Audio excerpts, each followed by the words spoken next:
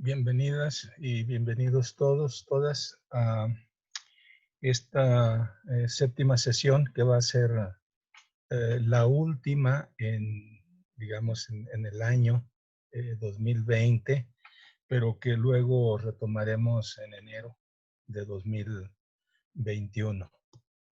Eh, Igual que los demás colegas, Nancy Müller, que es miembro del campo de conocimiento de desarrollo económico del posgrado de economía, ha elegido un tema por demás interesante y que suplementa en buena medida a otros tópicos que hemos abordado.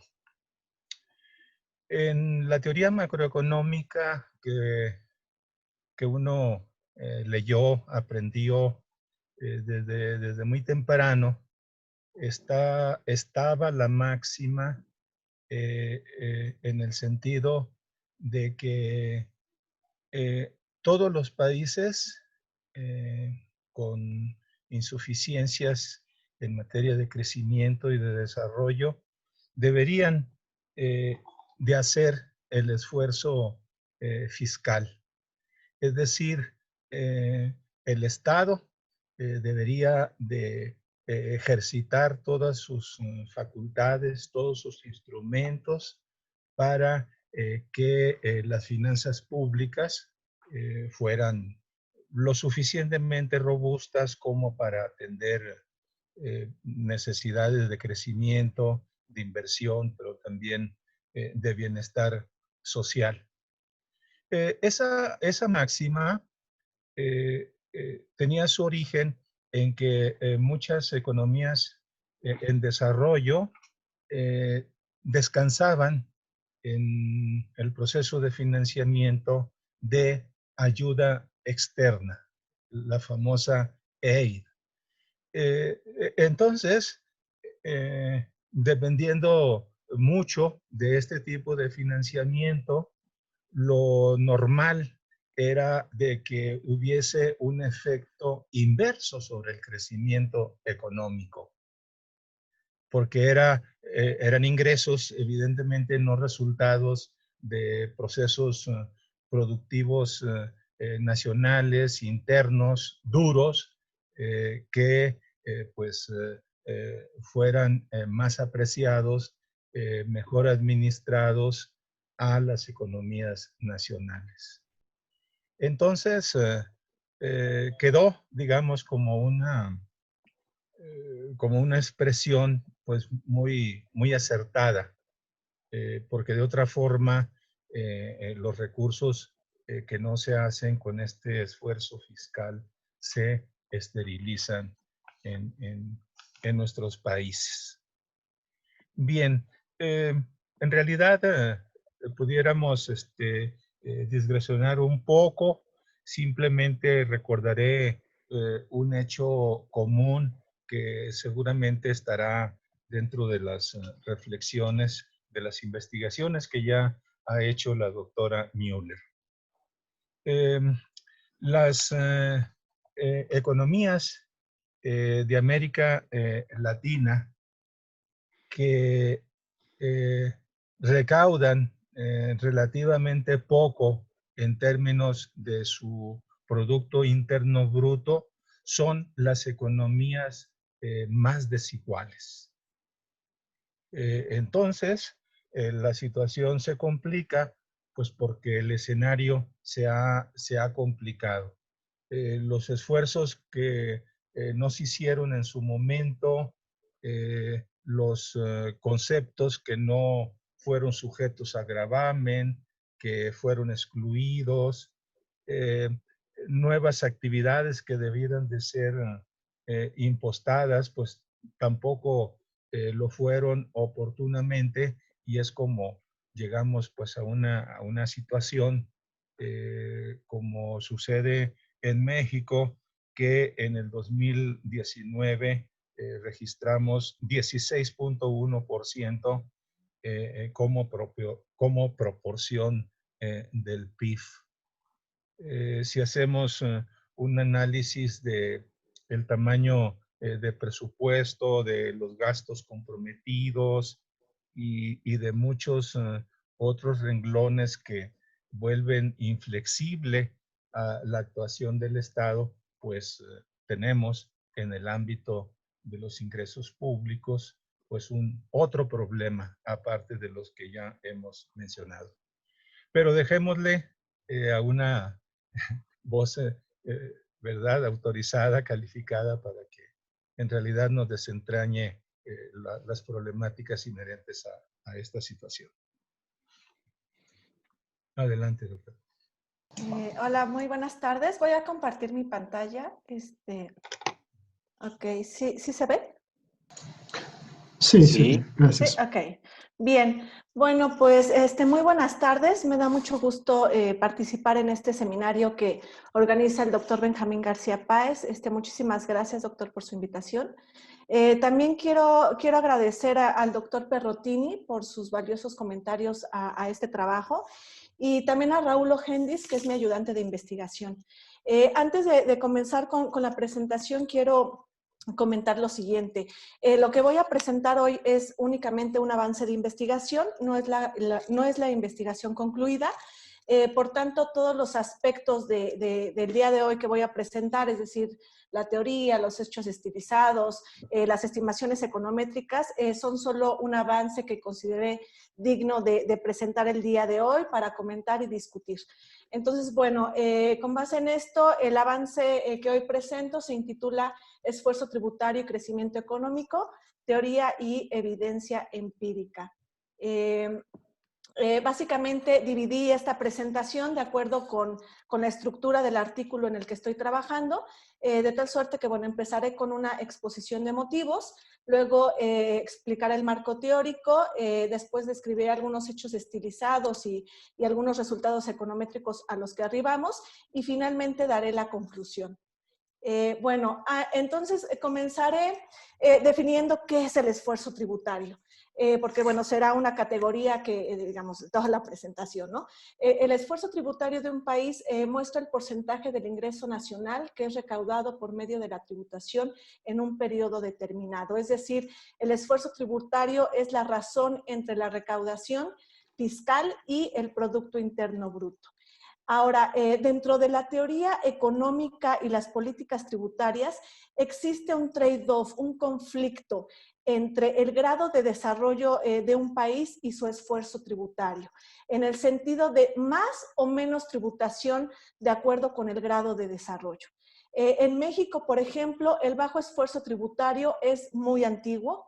Incluso cuando no teníamos problemas de informalidad, este conflicto, podemos observar que es un conflicto no resuelto.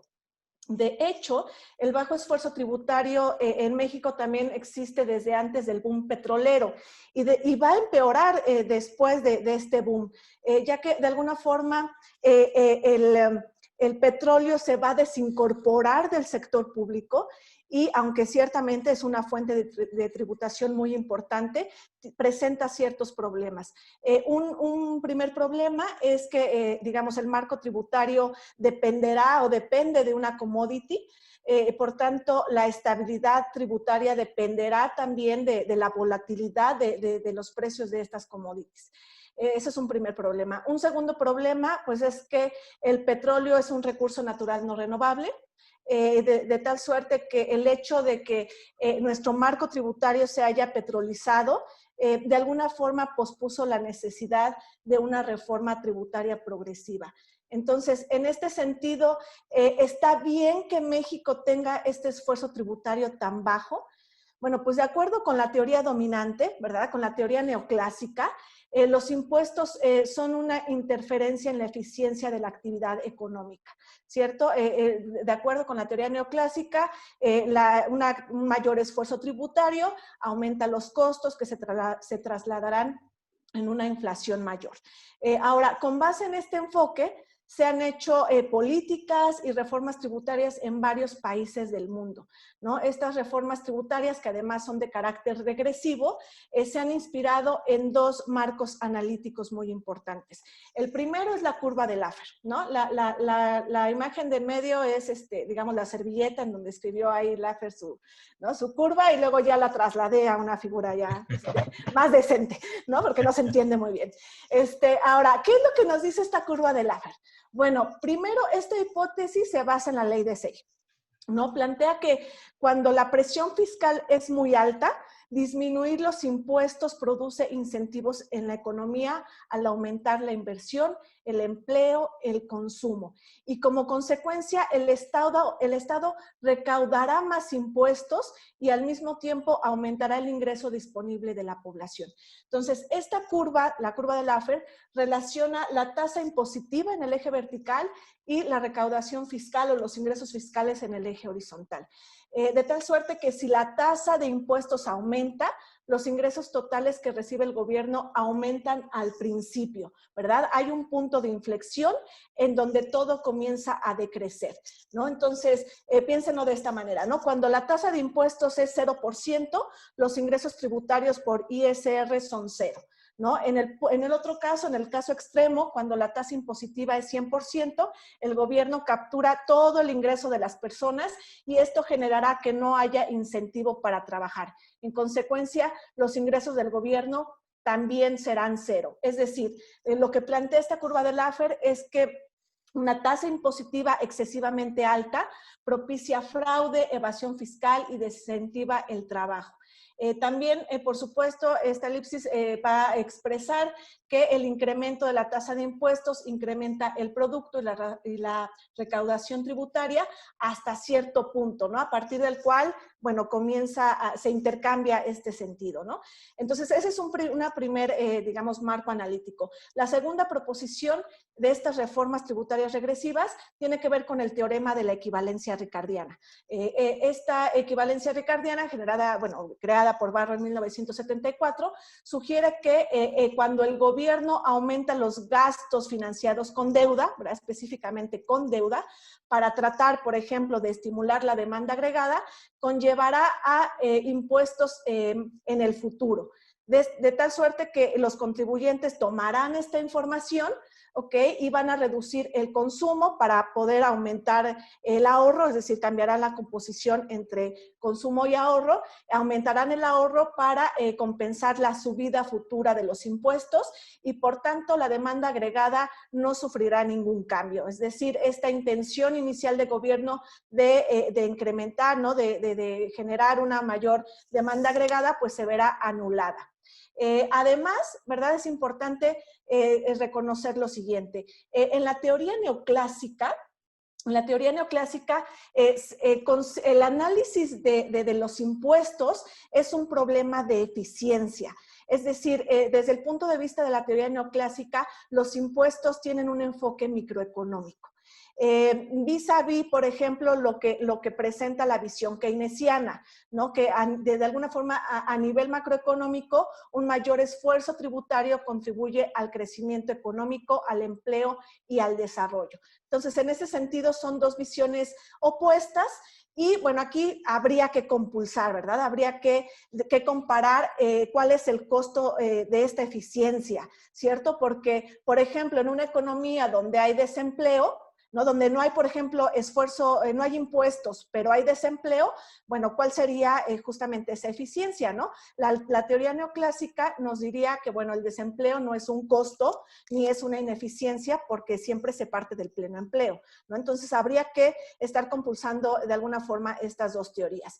Entonces, bueno, con base en esto, la hipótesis que propongo es analizar desde una dimensión macroeconómica que el esfuerzo tributario anula y supera la supuesta ineficiencia microeconómica de los impuestos, es decir, anula y supera cualquier efecto que pueda tener a nivel microeconómico, ¿no? Digamos, intento analizarlo desde un punto de vista macroeconómico. Además, también tengo que decir lo siguiente.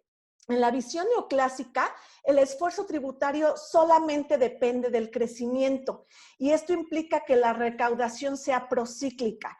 ¿Por qué? Porque si hay crecimiento, ¿verdad? Se amplía la base tributaria y en un periodo de recesión, pues pasa lo contrario, ¿no? La base tributaria disminuye. En este sentido, en algún punto llegaré a él, pero Kaldor escribió que había que desligar el esfuerzo tributario del crecimiento, o al menos, ¿verdad? Dice Kaldor, al menos que no sea el único factor. ¿Okay? Debe haber otros factores que determinen este esfuerzo tributario, ¿no? De alguna forma, Kaldor enfatiza la vulnerabilidad de esta hipótesis neoclásica. Bueno, con base en esto también, mi objetivo pues es analizar, mi objetivo de la presentación es analizar si en México el esfuerzo tributario depende del crecimiento económico en el periodo 1990 y 2018, ¿no? 2018. Bien. Bueno, entonces empezaré, digamos, describiré brevemente cuál es el marco teórico que se basa este trabajo que estoy realizando, ¿no? Que es un marco teórico sobre las finanzas públicas sanas. Y comenzaré hablando de la austeridad expansiva, ¿verdad? Esta teoría de austeridad expansiva que deriva justamente de la equivalencia ricardiana, de la escuela de las expectativas racionales, y que indica que las políticas fiscales expansivas discrecionales pueden tener efectos no keynesianos, ya que pueden resultar ineficaces para estimular la actividad económica y al mismo tiempo pueden poner en riesgo la solidez de las finanzas públicas y de todo el sistema financiero de la economía. Es decir, lo que plantea esta teoría de la austeridad expansiva es que una consolidación fiscal se logra a través del recorte de transferencias públicas, ¿verdad? Recorte de los salarios a los empleados públicos a fin de pues, reducir el déficit público, el saldo de la deuda y estimular el crecimiento y el desarrollo económico. Ahora, aunque esta teoría fue desarrollada por Pagano y Giavazzi en 1990 y luego ampliada por Alesina y Perotti en 1995, esta teoría no es nueva. O sea, la teoría neoclásica previa a la teoría general en los años 20 sostenía exactamente lo mismo. Y fue lo que causó justamente esta polémica del famoso Treasury View de Keynes, ¿no? Este argumento que rebatió en los años 20 y que fue un argumento que se aplicó, se tradujo en política económica en 1937 en Estados Unidos, cuando se veía ya superada la gran recesión, ¿no? Que lo que sucedió fue que digamos, al aplicar esta idea de austeridad expansiva, lo que generó fue un segundo ciclo recesivo en la economía de los Estados Unidos, que al final terminó cuando Estados Unidos se integra a la Segunda Guerra Mundial. Es decir, este argumento que plantea la austeridad expansiva ya se ha probado en un escenario con recesión y desempleo. Ahora, este punto de vista siguió, ¿verdad? Digamos, una vez que Estados Unidos entra a la Segunda Guerra Mundial, este punto de vista siguió en los años 40. ¿Por qué? Porque lo que se observó es que Estados Unidos tuvo una deuda muy grande, ¿no? De hecho, creció exponencialmente, ¿no? Llegó por aquellos años al 143% respecto del PIB. Y esta idea, ¿no? O sea, una vez que Estados Unidos saliera de la Segunda Guerra Mundial, pues iba a quedar muy endeudado. Esta idea generó un debate sobre la carga social de la deuda. Ajá, de alguna forma lo que se planteaba, ¿no? La teoría neoclásica lo que decía es que la deuda tan grande de Estados Unidos, ¿verdad? Iba a generar un problema en el sentido de que esta deuda se heredaría, ¿no? A las futuras generaciones, ¿no? Que es básicamente la esencia de la equivalencia ricardiana. Ahora, muchos economistas participaron en este debate. Uno de ellos es Ava Lerner, que en 1943, con su teoría de las finanzas funcionales, señala que pues no hay tal carga de la deuda, ¿no? De hecho, con un muy buen constructo lógico, Lerner señala que el gobierno debe tener, sí, ciertamente, un gasto equilibrado para de alguna manera arribar al pleno empleo, ¿verdad? A través de sus instrumentos, ya sea el gasto de gobierno o la tasa impositiva.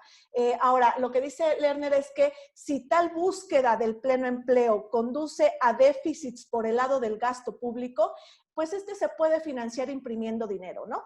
De alguna forma, el hecho de ampliar la base monetaria disminuye la tasa de interés, ¿verdad? Esto induce a la inversión privada. Entonces, lo que nos dice Lerner es que esto podría resultar ciertamente en una deuda nacional en continuo aumento, pero no representa ningún peligro para la sociedad porque la disminución de la tasa de interés pues puede generar por ahí un círculo virtuoso. Friedman en 1947, bueno, no estuvo de acuerdo con lo planteado por Lerner. De hecho, sostuvo que empíricamente el argumento de Lerner no se sostiene.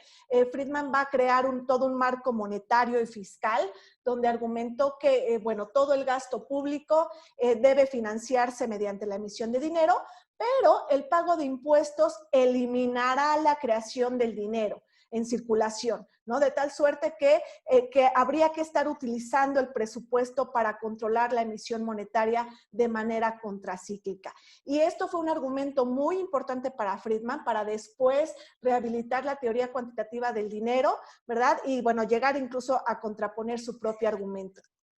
Otro economista que participó en este debate fue Domar en 1944, que demostró que la carga social de la deuda es un mito y que en realidad el problema está en la tasa de interés. Ahora, ¿qué pasó después de la posguerra, ¿no? Digamos, este debate decía, bueno, Estados Unidos va a quedar muy endeudado, ¿ok? Pero ¿qué pasó después de la posguerra? Si uno toma los datos de la economía de los Estados Unidos en términos de gasto público, pues no tiende a reducirse, no tendió a reducirse para pagar la deuda. Por el contrario, siguió creciendo. El gasto de gobierno en Estados Unidos siguió creciendo, incluso mucho más que antes. Y eso, pues ya sabemos que no deprimió el crecimiento, por el contrario, ¿no? Vino esta época dorada del capitalismo. Entonces, la historia de alguna forma le dio la razón a Domar, en el sentido de que el problema no es la deuda, sino la tasa de interés, ¿no? Sabemos que en esta época dorada del capitalismo, mientras se aumentaba el gasto público, había un muy buen control de la tasa de interés. Entonces, el argumento de la austeridad expansiva y los argumentos de este debate sobre la carga social de la deuda, pues digamos, están enfocados de alguna forma desde el lado del gasto, ¿no? Kaldor viene a introducir una visión del lado del ingreso, ¿no? Una visión más bien de la recaudación tributaria. Para Kaldor, es posible que existan finanzas públicas sanas y robustas si existe un buen esfuerzo tributario. ¿Por qué? Porque para Kaldor el esfuerzo tributario no solo depende del crecimiento, ¿okay? Depende de la tasa impositiva, depende de las tasas de ahorro diferenciadas, depende del grado de desarrollo y además, ¿verdad? Este esfuerzo tributario debe ser progresivo en el sentido de que deben pagar más quien más tiene, ¿no? Por tanto, para Kaldor el esfuerzo tributario no debe ser procíclico. Básicamente, el mensaje de Kaldor es que a mayor esfuerzo tributario, mayor desarrollo económico y viceversa, ¿no? A mayor desarrollo económico, mayor esfuerzo tributario. De alguna forma se genera una especie de círculo virtuoso entre el desarrollo y el esfuerzo tributario, ¿no? Para Kaldor, los impuestos al gasto aunados a la distribución equitativa del ingreso permite una mayor tasa potencial de ahorro que generará acumulación, generará crecimiento y generará desarrollo económico. Ahora, estas ideas de Kaldor, digamos, Kaldor mismo las va a traer a México en 1960, ¿verdad? Kaldor fue invitado por Antonio Ortiz Mena, justamente para que hiciera un estudio sobre una reforma tributaria en México, que también, por cierto, era justo una época dorada en México, ¿verdad? Ya estábamos en pleno desarrollo estabilizador. Entonces, Kaldor es invitado, pero quiero decir lo siguiente. Antes de Kaldor, ¿verdad? Antes de Kaldor, nuestro querido Noyola ya había planteado esto, ¿ok? Noyola de alguna forma se va a adelantar a Kaldor respecto de las necesidades de una reforma tributaria progresiva. Y creo que estas ideas de Noyola vienen justamente de Kaleschky. Noyola conoció a Kaleschky en su paso por América Latina a principios de los años 50, ¿no? De hecho, Kaleski viene a la Facultad de Economía a principios de estos años y ahí coincide con Oyola, ¿no? Luego se volverán a encontrar en 1957 en la CEPAL, ¿ok? Y creo que de ahí Oyola toma estas ideas de Kaleski. Kaleski tenía la misma visión sobre la tributación progresiva, ¿no? Entonces, de alguna forma, Oyola se adelanta a Kaldor. Pero bueno, Kaldor es quien lo pone, ¿no? Digamos, ya en una reforma tributaria, en una propuesta de reforma tributaria, ¿no? Cuando es invitado en 1960 por Antonio Ortiz Mena. Ahora, antes digamos, de decir qué es lo que propone Kaldor, pues es obvio que Kaldor va a primero hacer un diagnóstico de la economía mexicana, ¿no? Lo que encuentra Kaldor es lo siguiente. Lo primero que encuentra Kaldor es que el ingreso fiscal proveniente de los impuestos es inadecuado para las necesidades de la sociedad mexicana, ¿no? De hecho, lo que dice Kaldor es que el esfuerzo tributario en México es de los más bajos del mundo, ¿no? Y esto quiero que se queden con eso porque ahorita lo demostraré, ¿verdad? El esfuerzo tributario en México es de los más bajos del mundo. Para Kaldor, el sistema tributario mexicano era deficiente e injusto, ¿no? El esfuerzo tributario no es proporcional al crecimiento de la productividad, tampoco es proporcional a los ingresos per cápita, ¿no? O sea, al nivel de desarrollo que tenía México en ese momento. Y por supuesto también Kaldor nos va a decir que hay un trato privilegiado a los ricos que entorpece la recaudación. Esto en 1960, entorpece la recaudación, es decir, hay mucha evasión fiscal. Ajá. Ahora, con base en este diagnóstico, que simplemente no estoy diciendo de una manera muy sucinta, para Kaldor, pues es urgente la necesidad de una reforma radical del sistema impositivo mexicano, ¿no? De tal suerte que lo que propone, ¿verdad? Aunque es un documento largo esto que publica Kaldor, bueno, que va a generar Kaldor, yo simplemente tomo algunos aspectos que consideré importante dentro de estas propuestas, ¿no? La primera es crear un impuesto progresivo basado en una noción general de ingresos. La segunda propuesta es redefinir la cédula tributaria y restringir la evasión fiscal. También instaurar un impuesto anual sobre la riqueza global neta y establecer un impuesto universal sobre las donaciones, ¿no? Entonces, Kaldor de alguna forma intenta generar una reforma tributaria progresiva para México, ¿no? Para él es muy urgente y de alguna forma da pues estas propuestas que son muy importantes, ¿no? No solamente son estas 4, debo decir, hay muchas más que son muy interesantes, pero bueno, es solamente, digamos, para términos de este trabajo. Bien, entonces, con base en esto, presentaré primero algunos hechos estilizados. Ajá, lo que hicimos fue tomar un panel de países en los que se encuentra México, Chile, Turquía, Estados Unidos, Reino Unido, Noruega, Suecia y Dinamarca. Como pueden ver, la gráfica 1 muestra el esfuerzo tributario de estos países de 1990 a 2008 en un orden de menor a mayor. ¿Okay? Vean cómo, pues Kaldor, ¿verdad? Todavía en esto lleva la razón, ¿no? México es de los países con menos esfuerzo tributario, ¿verdad? México sigue siendo uno de los países con menos esfuerzo tributario, ¿no? Vis a vis, por ejemplo, los países nórdicos como Noruega, Suecia y Dinamarca, en donde su esfuerzo tributario incluso llega a ser por encima del 50% respecto del PIB, ¿no? Ahora, en el sentido de la teoría neoclásica, ¿este esfuerzo tributario genera ineficiencias o no? Bueno, tendríamos que ver primero el crecimiento económico de este mismo panel de países, ¿no? O sea, aquí podemos ver que de alguna forma no podemos encontrar todavía, ahorita daré una gráfica que es más elocuente, pero por el momento, bueno, pues no podríamos observar una relación entre el crecimiento económico y el esfuerzo tributario, ¿ok? Pero una ineficiencia que sí podemos descartar es justamente la que plantea la teoría neoclásica, que es, bueno, a mayor esfuerzo tributario, mayores precios, ¿cierto? Hay un reflejo ahí en los precios. Entonces, la inflación de estos países, pues vemos que más bien la política monetaria, ¿verdad?, del régimen de metas de inflación, ha actuado, digamos, con base en su objetivo, que es mantener una inflación baja y estable, y por tanto, pues no podemos pensar, ¿verdad?, que países con, digamos, el grado de su esfuerzo tributario puede estar influyendo en la inflación, ¿no?, para este panel de países. Ahora, después de, digamos, de verlo en términos generales, lo que hice fue dividir el panel, ¿ok? Dividir digamos, este panel en dos, aquellos con alto esfuerzo tributario y aquellos con bajo esfuerzo tributario. Entre los países que están con alto esfuerzo tributario se encuentra Reino Unido, Noruega, Suecia y Dinamarca. Y entre los que están con bajo esfuerzo tributario se encuentra México, Chile, Turquía y Estados Unidos. Ahora, en términos de correlación, pues la gráfica 4 y 5 pues no muestran una relación consistente entre el esfuerzo tributario y el crecimiento económico, ¿no? En ninguna de estas dos categorías. Es decir, vemos estas gráficas y pues podría ser cualquier cosa, ¿no? De alguna forma, estas dos gráficas podrían estar refutando, ¿no? Como un primer acercamiento, refutando la hipótesis neoclásica de la eficiencia, ¿no? O sea, no importa el esfuerzo tributario, no se pueden observar estas ineficiencias.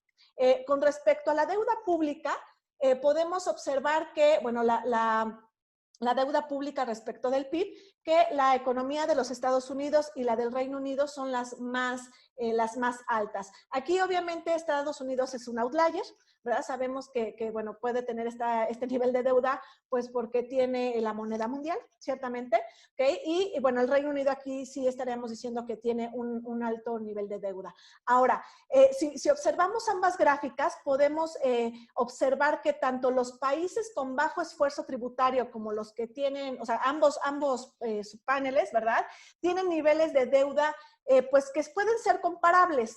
Ajá, pueden ser comparables. Ahora, aquí, obviamente, aunque se puedan comparar, tenemos que pensar, digamos, bueno, ¿qué es lo que pasa adentro, no? De alguna forma sabemos que los países con bajo esfuerzo tributario son menos estables, ajá, y esta inestabilidad que pueden tener este tipo de países puede generar que sean racionados de los mercados financieros. Es decir, puede ser que los países con bajo esfuerzo tributario tengan este nivel de deuda, pues porque básicamente nadie les presta, ¿no? Justamente por esta inestabilidad que puede tener en sus variables macroeconómicas.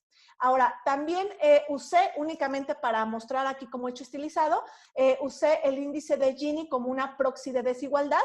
Y observamos que en términos generales lo que señala Kaldor es correcto. A mayor esfuerzo tributario, mayor desarrollo y por tanto un menor índice de Gini, ¿no? Lo cual, digamos, estas gráficas también nos muestran que, bueno, países con bajo esfuerzo tributario tienen un menor índice de Gini.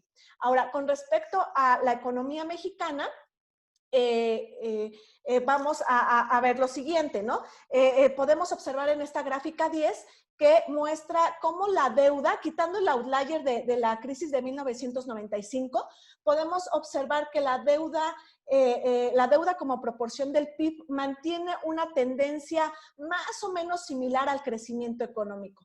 Pero algo pasa, ¿verdad?, en la crisis de 2007, que justamente la tendencia de estas dos variables se separa, ¿no? Es decir, la deuda sigue creciendo y el crecimiento se estanca.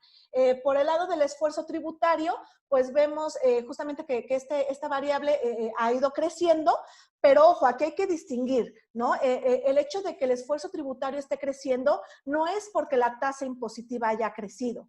Seguramente es porque es una variable, o sea, el esfuerzo tributario como tal es una variable agregada, ¿ok? Seguramente lo que creció fue alguna otra variable que está integrada ahí. Por ejemplo, se me ocurre, no sé, las remesas, el petróleo, los impuestos a las importaciones, ¿ok? Y que justamente coincide, aunque la tendencia es lenta y creciente, coincide con la entrada en vigor del Tratado de Libre Comercio. Entonces, el esfuerzo tributario sí ha crecido, pero no porque ha aumentado la tasa impositiva.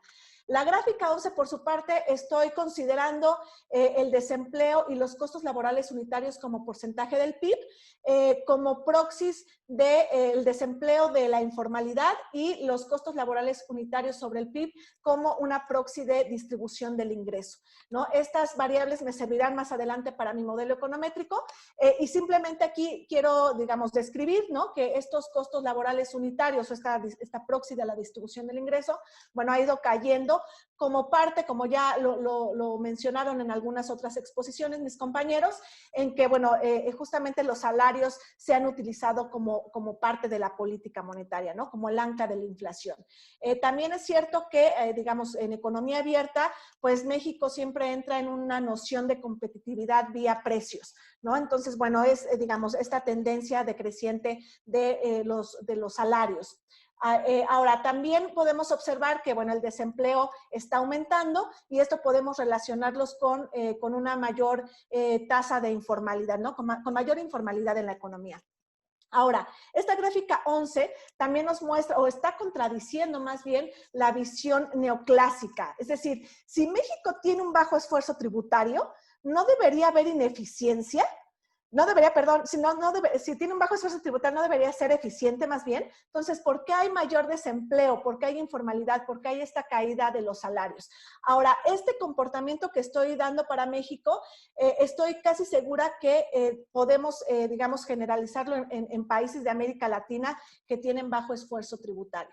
Entonces, bueno, con base en mi hipótesis, en mi objetivo, lo que quiero probar, digamos, recuerden que para Kaldor hay este círculo virtuoso, entonces, digamos, mi curiosidad primero me llevó a pensar o de saber de qué variables depende el esfuerzo tributario, ¿no? En el largo plazo. Entonces, la metodología que usé es un barco integrado, un CBAR, y para ello, de alguna forma, bueno, solo tomé dos casos extremos, el caso de México, que es el que tiene menor esfuerzo tributario, y el caso de Dinamarca como, digamos, del panel de países que presenté al principio, ¿no? Entonces, bueno, estos dos casos extremos, debo de una vez decir, ¿verdad?, que tuve problemas con los datos, es decir, este modelo es una regresión que va de 1990 a 2018 con datos anuales, o sea, estoy así, ¿no?, en el minimorum para poder hacer este tipo de metodología.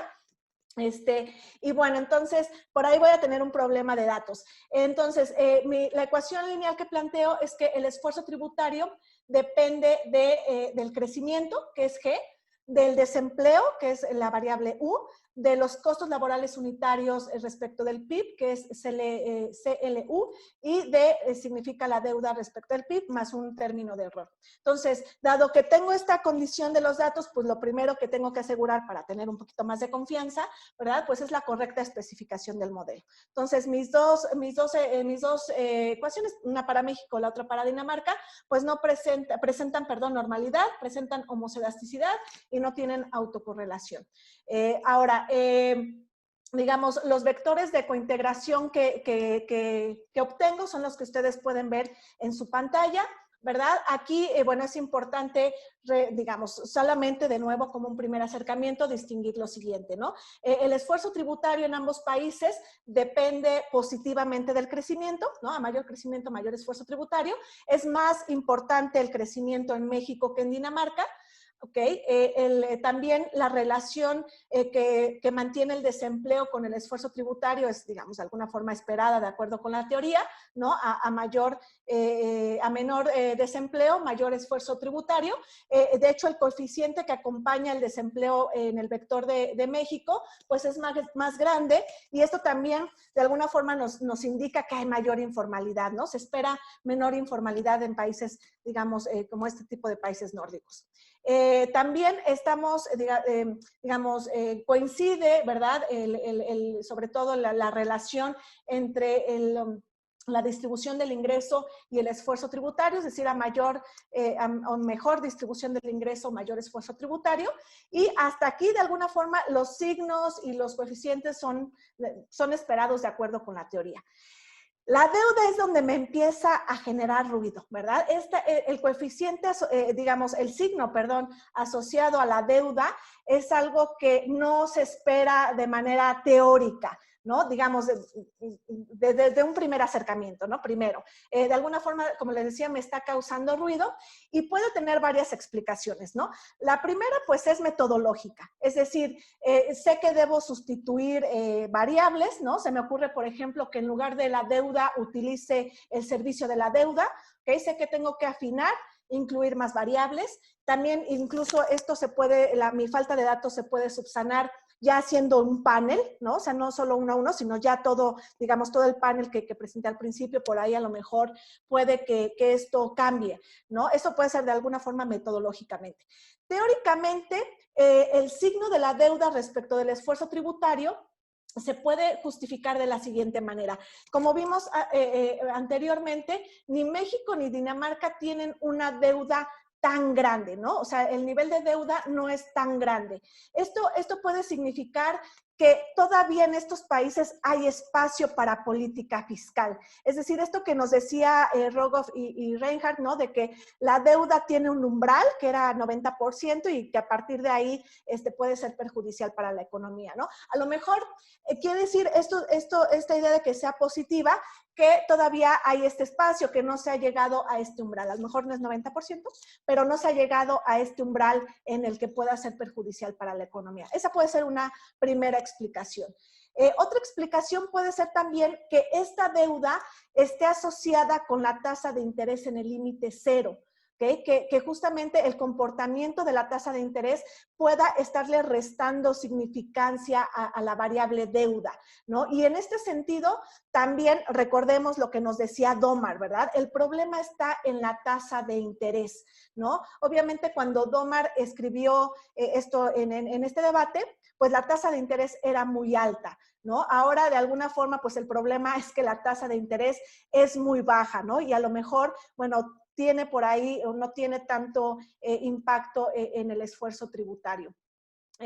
Ahora también, digamos, en la actualidad, pues el problema sería que esta tasa de interés pues ya no puede bajar más, ¿no? Entonces, en este sentido estoy explorando todavía, ¿no? Opciones, porque a lo mejor el comportamiento de la deuda pues tiene que ver más con la política monetaria, ¿verdad? Puede ser que necesite, como ya dije, puede ser que necesite ahí sustituir variables o incluso hacer el cálculo, ¿no? Entonces, estoy en este proceso. Por el momento presento los resultados para estos dos casos extremos y, bueno, siguen sujetos a revisión. Entonces ya, digamos, como forma de conclusión, lo que, digamos, a lo que arribé con esta investigación es que, bueno, no parece haber evidencia empírica que apoye la idea neoclásica de que un mayor esfuerzo tributario afecte la eficiencia. Es decir, no se ve que países con mayor esfuerzo tributario tengan mayor crecimiento, ¿no? Esto podría sugerir que los países que practican austeridad fiscal tienen espacio de política fiscal. ¿Por qué? Porque un mayor esfuerzo tributario no genera ineficiencia. Ahora, tal parece también que la deuda no es un problema tampoco. Es decir, el problema o esta hipótesis que se debatió en los años 40, ¿no? De que la deuda per se no tiene una carga social, ¿ok? No estoy diciendo que la deuda no es mala, la deuda puede generar bastantes problemas, pero la deuda per se no es una carga social, ¿no? No es una carga social. Más bien, como decía Domar, ¿verdad? La deuda no es un problema, sino que el problema está en la tasa de interés, ¿no? Obviamente, cuando Domar nos dijo esto, pues la tasa de interés no estaba en el límite cero, ¿verdad? Pero hoy que estamos en un mundo en donde la tasa de interés está en la trampa de la liquidez, ¿verdad? Pues eso tendríamos que ver que si se invalida el argumento de Domar o no. Yo creo que no, que más bien por reducción al absurdo, los resultados confirman la hipótesis de Domar. Es decir, si la tasa de interés digamos, está tan baja, la deuda no sigue siendo un problema, sino que más bien el problema está en la tasa de interés, ¿no?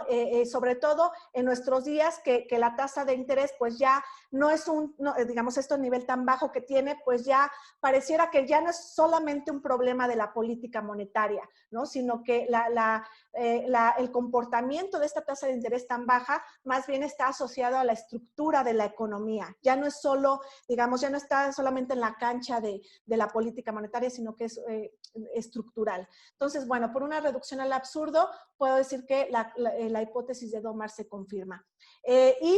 La última conclusión, que tiene que ver justamente con el planteamiento de Kaldor, Noyola, Kaleschky, de, bueno, ¿por qué México debe tener un mayor esfuerzo tributario? Pues es un asunto, ¿verdad?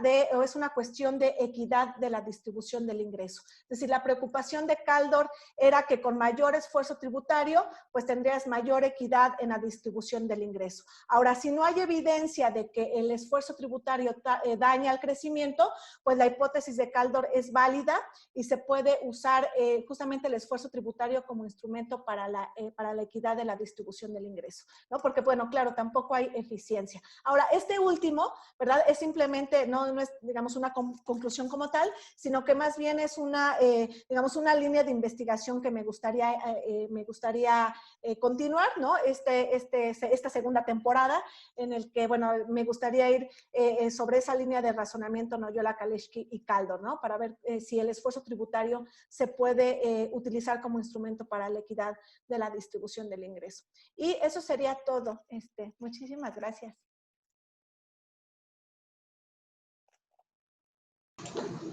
Muchas gracias, Nancy. Abrimos la sesión de preguntas, comentarios y participaciones. ¿Alguien les gustaría hacer una pregunta? Puede hacer vía chat o levantar la mano. Aquí está. Está pidiendo la mano Luis Sánchez. Por favor, Luis Sánchez. ¿Dónde estás tú? Bueno, mi pregunta es...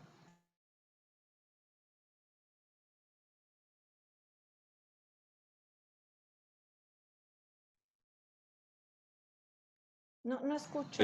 Se cortó. Se cortó. La de Luis Sánchez. Yo veo la pantalla, pero está en negro ahorita. Sí. Tal vez si lo llamamos enseguida. ¿Alguien más les gustaría como hacer alguna participación, comentario? Puede levantar la mano o escribir por chat. No, pero ya se me... Sí. Sí, Luis, es que está cortada la voz. Habla un poquito perdón, otra vez. me desconectó. Mi primera pregunta era de cómo podemos relacionar... bueno, es que como vi que relacionó la eficiencia o la ineficiencia de los impuestos con el crecimiento económico, no sé si... Ay, de nuevo te cortaste. Algo cuantitativo, así que nos... Te estás cortando de Está nuevo. muy Bueno, si cortado, quieren, Luis. ahorita, Exactamente, lo escribió por chat, ándale, por favor. sí, mejor. Y así Gracias. ya recibimos tu comentario.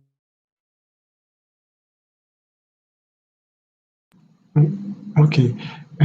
¿Alguien más les gustaría hacer alguna pregunta específica o algún comentario sobre la presentación de la doctora Nancy?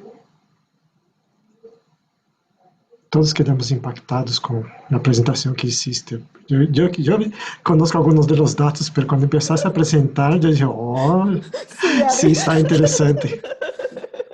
Como quedamos callados, assim, está muy buena la presentación. Gracias. Pero bueno, compañeros. Yo, por favor. Sí, ¿quién está hablando? Yo, por favor. Verónica, Claudia Verónica. Por favor, Claudia. ¿Dónde estás tú? Aquí estoy. Gracias, doctora. Yo tengo dos preguntas. Una, no entiendo bien cómo está relacionando la informalidad con los costos laborales unitarios. Es decir, sé que es un proxy que lo está teniendo, pero me gustaría un poquito más de ampliación a ese respecto. Y luego, la otra, la ecuación que nos está presentando está teniendo el esfuerzo tributario, ¿no es cierto?, en función de, o sea, es una función que responde, entre otras, al crecimiento económico. Entonces, ¿estamos seguros de esa causalidad? ¿Hay alguna prueba de haber hecho eso? O sea, que poner, por ejemplo, como variable dependiente el crecimiento, ¿no es cierto?, como una función del esfuerzo tributario. Y en ese sentido, haría más razón el hecho de que el esfuerzo tributario viene a ser un instrumento para mayor equidad. Es decir, estaríamos también asumiendo que a mayor crecimiento hay una posibilidad de una política fiscal que nos permita, ¿no es cierto?, tener una mejor distribución y reducir la inequidad. Esa sería mi pregunta, por favor, doctora. No, o sea, ay, sí, estoy hablando. Ay, sí, perdón. Respecto de su primera pregunta, no estoy relacionando la informalidad con los costos laborales unitarios. O sea, más bien, digamos, puse esas dos variables en una sola gráfica para después fueran parte de como variables independientes dentro de mi vector, ¿no? Dentro de la ecuación. Entonces, simplemente, o sea, no estoy relacionando tasa de desempleo con informalidad, nada más, digamos, como hecho estilizado, describir cuál ha sido el comportamiento en el tiempo, ¿no? De estas dos variables, para después decir, el esfuerzo tributario no solamente depende del crecimiento a la Kaldor, sino que depende de otras variables, ¿no? Que por cierto hay un montón de estudios empíricos al respecto, ¿no? Donde considera, bueno, el esfuerzo tributario depende de la distribución del ingreso, de la informalidad, incluso, bueno, de la confianza que se tiene del gobierno, ¿no? Es solamente eso. Y respecto de su segunda pregunta, sí, ciertamente me hace falta hacer las pruebas de causalidad, ¿no? Incluso si es unidireccional, si es bidireccional, para saber justamente si existe si hay posibilidad de que existe este círculo virtuoso, ¿no? Si sabemos que el crecimiento causa al esfuerzo tributario, bueno, va a ver ahora si el esfuerzo tributario causa al crecimiento, o incluso también la variable dependiente sea la distribución del ingreso, ¿no? Vis-a-vis el esfuerzo tributario y ver justamente esa relación de causalidad, Claudia. ¿Sí quedó claro? Ok. Sí, muchas gracias. Sí, de nada. Muchas gracias. La pregunta de Luis Sánchez. ¿Cómo podemos relacionar cuantitativamente la eficiencia económica con el esfuerzo tributario? Segunda pregunta. ¿Se revisó alguna información que relaciona el esfuerzo tributario con la provisión de bienes públicos?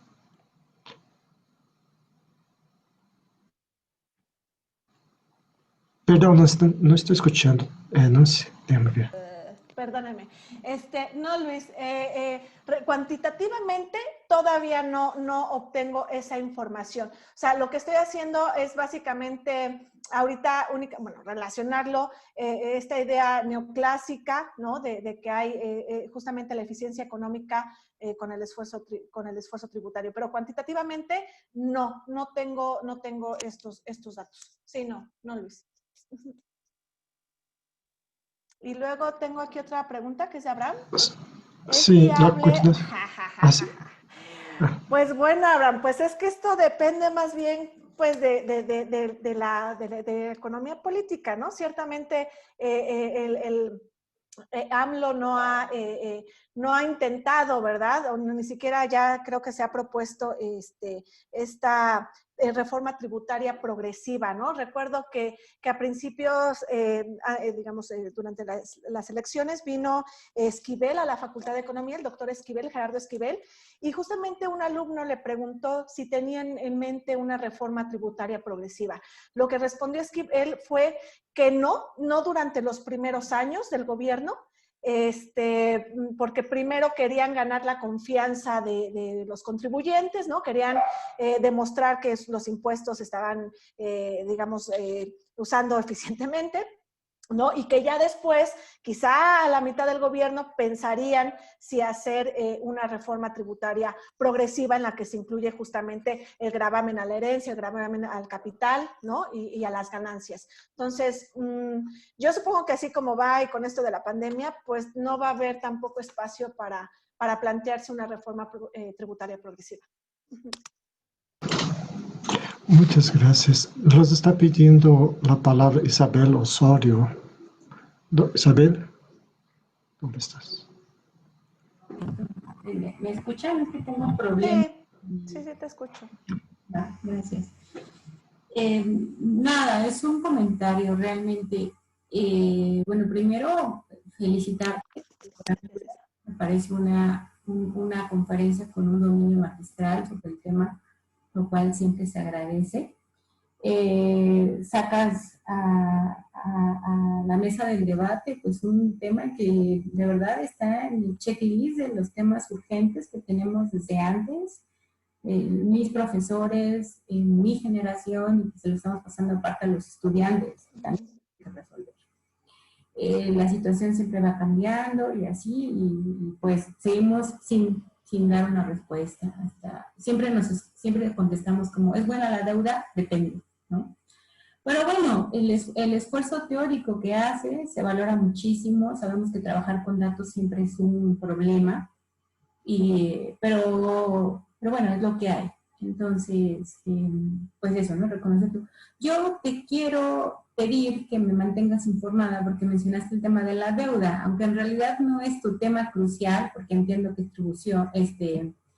aplicación fiscal con la tasa de interés, lo que estabas diciendo, pero cuando mencionas a Renfen y Robot, bueno, en el 2013, que fue el gran error del Excel, cuando los 3 investigadores de Amish, ¿no? Le reclaman y dicen, ¿sabes qué? Es que no, ellos decían que era 60, y entonces ellos encuentran que es 90. Y esto fue algo, fue American Economic Review, nada más, pero resulta de que tenían en la yugular a Grecia, porque fue eso. Entonces para los griegos era importante, y era decir, 60 o 90, por favor díganme que es 90, porque sí es importante para mí. Entonces cuando tú dices que en tu modelo, que aún está en proceso, la deuda no te sale y que quieres meter el tema del servicio de la deuda, sí hay que probar con otras proxies. Con ¿sí? otras proxies, sí. Entonces, esto es lo que sí te pido que me indiques, a saber qué es lo que te sale, porque sí me genera mucho ruido y necesidad, porque pues a los griegos, por ejemplo, todavía el error de Excel, que además reencuentra después con una taza de café en el periódico El País, dijeron no me equivoqué, está todo bien. Para ellos no es así. Entonces, qué bueno que lo metes. Sé que no es tu variable, es una covariante, no es tu variable independiente. Sí, pero sí te invitaría a que sigas, lo cual te vas a hacer, a que sigas probando, quizás, no sé, te va a dar más de una, quizás el uso de la deuda no sea la indicada, no sé cuál sea, ¿no? Pero de que deuda tiene que estar, tiene que estar. Más bien te pido que me compartas tus resultados cuando los tengas. ¿Vale? Claro que sí, Isabel, gracias. Gracias. Alguien dice que está bonita mi taza. Sí, está bien padre, miren. Me la regaló mi exadjunta. Sí, ok. ¿Alguien más les gustaría hacer algún comentario?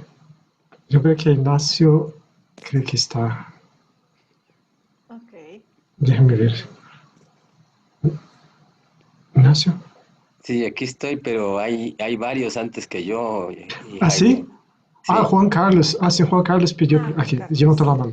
Juan Carlos, ¿dónde estás tú? Déjame buscar aquí. Estoy buscando en los. Hola, buenas Aquí está. tardes, doctora Hola. Nancy. Muchas gracias por su presentación. Y mi pregunta va enfocada a cuáles serían los mecanismos necesarios de una política contracíclica en el caso mexicano, ya que desde hace años, lo menciona el doctor Ross en sus libros, del 2010, que es necesario participar en una política fiscal contracíclica para poder salir del lento crecimiento. Entonces, ¿cuáles son los mecanismos que usted propone para este caso? Gracias. Bueno, digamos, no soy experta para decir qué es lo que se debe hacer, ¿no? Pero yo voy más por el asunto de digamos, tomar, ¿verdad? Retomar más bien las ideas de Kaldor, ¿no? Esta reforma tributaria progresiva que digamos, ¿no? Incluso lo hace un poco como una receta, ¿no? ¿Qué va primero, qué va después? De tal suerte que, bueno, retomar este documento que, por cierto, no se publicó hasta muchos años después, ¿no? Hubo por ahí un conflicto de intereses en donde, pues ya una vez que Kaldor genera esta reforma, pues justamente los intereses de los empresarios, pues dijeron, no queremos esta reforma progresiva, ¿no? Entonces, bueno, este documento se ocultó durante mucho tiempo y bueno, una vez ya que se conoce, pues sería importante retomar las ideas de Kaldor, ¿no? Y decir, bueno, ¿qué de esto sí podemos generar, ¿no?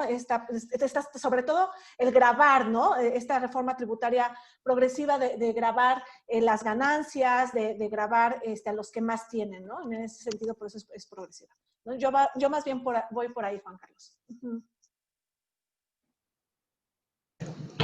Muchas gracias. ¿Alguien más? Estamos aquí, nadie levanta la mano. Puede también abrir el micrófono y abrir la voz también, directo. Aquí José Carlos está queriendo hacer una pregunta. Ya, Juan Carlos, ya. Fue José Carlos, ya. José Carlos.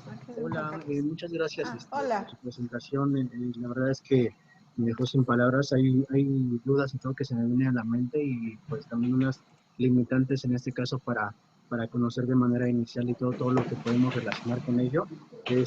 Mi duda va más encaminada en este caso al sistema de recaudación fiscal que hay aquí en México, sobre todo haciendo énfasis en el sistema, en este caso en la ley de coordinación fiscal y en el sistema derivado de ello para la manera en cómo se distribuyen los recursos y cómo se implementa la recaudación aquí en nuestro país. Entonces, saber justamente con sus avances de investigación y todo, una propuesta para también beneficiar en esa parte, pues, el esfuerzo tributario. Muchas Sí. gracias. Gracias, José Carlos. Sí, yo creo que es una idea interesante, sobre todo en el sentido del diagnóstico de Kaldor, ¿no? O sea, ya Kaldor, lo que dijo Kaldor de verdad no ha cambiado, ¿no? México es de los países con menos esfuerzo tributario, ¿verdad? Que mantiene un marco tributario ineficiente, injusto, ¿no? Que de alguna forma está a favor de los capitalistas, ¿verdad? Y bueno, en este sentido, creo que ese diagnóstico que hizo Kaldor no ha cambiado, ¿no? Entonces, más bien, sería interesante, ¿no? Poder llegar a los datos y decir, bueno, seguimos igual, ¿no? Y bueno, ya a partir de ahí, a lo mejor, bueno, ¿cómo podemos utilizarlo para la distribución del ingreso, ¿no? Que es como la línea donde quiero ir. Gracias. Muchas gracias. Ok. Creo que ya las preguntas generales ya fueron. Nos quedan las preguntas clásicas, las participaciones clásicas, como nos acostumbra a aportar con gran conocimiento el doctor Perrottini y el doctor Benjamín, pero aquí estamos para escuchar ¿cómo llamas? Su iluminación. Bueno, no, gracias, Heidio. No tenía pensado tomar la palabra hoy porque, igual que otros compañeros, me quedé mudo con la presentación. Pero, bueno, voy a tratar de comentar algo. Yo quisiera comenzar por completar esa anécdota que contó Nancy de aquella ocasión que el doctor Gerardo Esquivel, como economista representante de la coalición que llevó a López Obrador a la presidencia, vino a la facultad a presentarnos en la plataforma económica de esa coalición. Y efectivamente, como comentó Nancy, hubo un estudiante, que por cierto era un estudiante mío, que en el público estaba e hizo esa pregunta acerca de, si tenían pensado hacer una reforma tributaria progresiva, justo porque el esfuerzo tributario de México era bastante bajo. Este tema lo habíamos visto en el curso previamente, algunas semanas previas, y entonces para mí fue una demostración que este alumno brillante había aprendido muy bien el tema y hice una pregunta correcta. Y efectivamente la respuesta del doctor Esquivel fue la que dijo Nancy. Pues que no, al principio no, pero la justificación de por qué al principio no fue que los mexicanos creemos que pagamos muchos impuestos.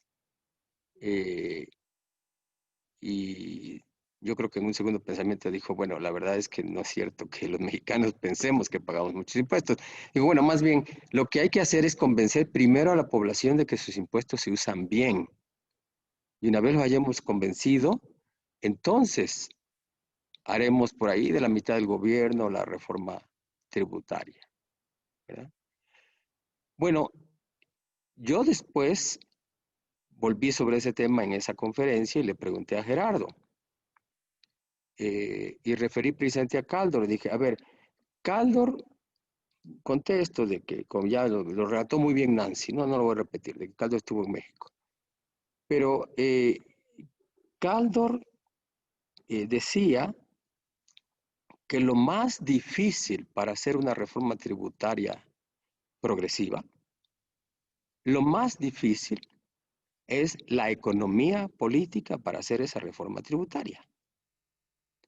A mí esto me lo contó Tony Thirlwall, porque Tony es nada menos que el albacea literario de Kaldor y el autor de la biografía de Kaldor.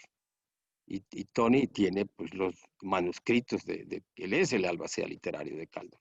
Y me dijo, mira, Kaldor era la gran autoridad en reformas tributarias en el mundo. Y Kaldor opinaba que lo más difícil para llevar a cabo una reforma tributaria es la economía política que se requiere para llevar a cabo una reforma tributaria. ¿Por qué? Porque significa meterle la mano en el bolsillo a la gente. Y eso es muy complicado. Entonces, bueno, yo le pregunté a Gerardo si creían ellos que hacia la mitad del gobierno tendrían la economía política adecuada para llevar a cabo la reforma tributaria. Y entonces, pues como Benjamín me comprenderá muy bien, porque igual que yo es devoto del béisbol, como se dice en el béisbol, los fielders para atrás, ¿verdad? Porque la respuesta fue, quién sabe si tengamos la economía política. ¿Cómo?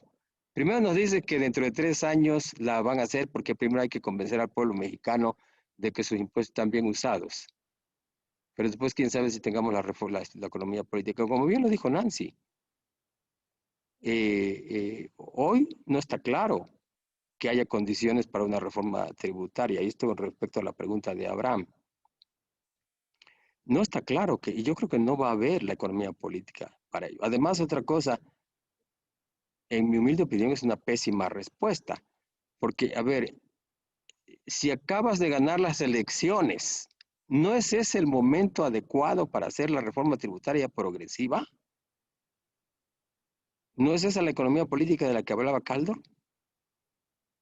A la mitad del gobierno seguramente ya hay un desgaste político, como lo está viendo. Entonces, pues no va a haber reforma tributaria progresiva, ¿no? Bueno, primera cosa. Luego, quiero contar otra anécdota. En alguna ocasión, en una conferencia en la que yo estuve presente, me tocó compartir el panel con el doctor Guillermo Ortiz Martínez, que a la sazón era el secretario de Hacienda. Y del público alguien le dijo, oiga, pero lo que pasa es que la gente no paga impuestos porque no recibe a cambio los servicios que corresponden. Y la respuesta del doctor Guillermo Ortiz fue paradigmática. Dijo, no, eso es puro pretexto. La gente tiene que pagar sus impuestos y punto. ¿Qué se hace con sus impuestos? Es algo que no le importa a la gente. Es algo que el gobierno tiene que decidir. Yo acababa de regresar, de esa conferencia acababa de regresar de una estancia en Suecia. Me fui de espaldas. Eso no lo podría decir ningún secretario de Hacienda en ningún país donde hay ciudadanos. No lo puede decir. Porque simplemente quiere decir que si tú pagas impuestos y no tienes derecho a recibir los servicios y ni siquiera opinar sobre qué se hace con tus impuestos, entonces no eres ciudadano, eres tributario.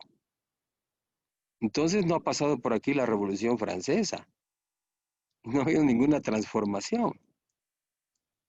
De ese tamaño es el problema. Y esa es la concepción del gobierno de que paga tus impuestos y cállate la boca.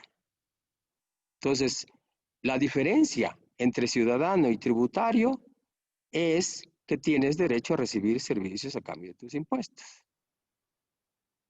Y entonces, la cuestión que hoy nos plantea Nancy, y que por cierto, debo empezar por felicitarla, y felicidades Nancy, yo creo que fue una muy interesante presentación. Gracias. Yo diría, en honor del doctor Benjamín García Páez y el doctor Hideo Taniguchi, a la altura de este seminario, yo creo que este tema del esfuerzo tributario es un tema crucial, fundamental, ¿no? Y yo le haría caso a Domar, lo que tú planteaste. Yo le haría caso a Domar. El problema no es la deuda, el problema es la tasa de interés. Por tanto, yo no me preocuparía tanto directamente de tener o no tener la deuda como variable exógena, porque como bien decía Domar, el problema es la tasa de interés, más que la deuda, ¿no? En todo caso, debe existir, ¿verdad?, algún mecanismo de transmisión hacia el esfuerzo tributario de la deuda hacia esa variable, pero tiene que pasar por la tasa de interés. Bueno, otro comentario, voy a terminar con una pregunta para Nancy, pero otro comentario que quiero hacer es justo lo que referiste. La verdad es que celebro mucho, Nancy, haber escuchado, porque eso, pues yo podría decirte que es la única vez que yo le he escuchado a alguien decir algo que yo he leído. Ningún colega lo he escuchado decir, ¿verdad? Que efectivamente este fue un planteamiento de Noyola. De Noyola se dicen otras cosas sobre la inflación estructural, pero casi nadie habla de que Noyola tenía una visión de política fiscal muy interesante. Es una pena que haya vivido muy poco, pero en mi opinión, yo creo que él era el más brillante de los estructuralistas cepalinos, el que tenía ideas más promisorias, más agudas, ¿verdad? Pues tiene una visión dinámica de la balanza de pagos.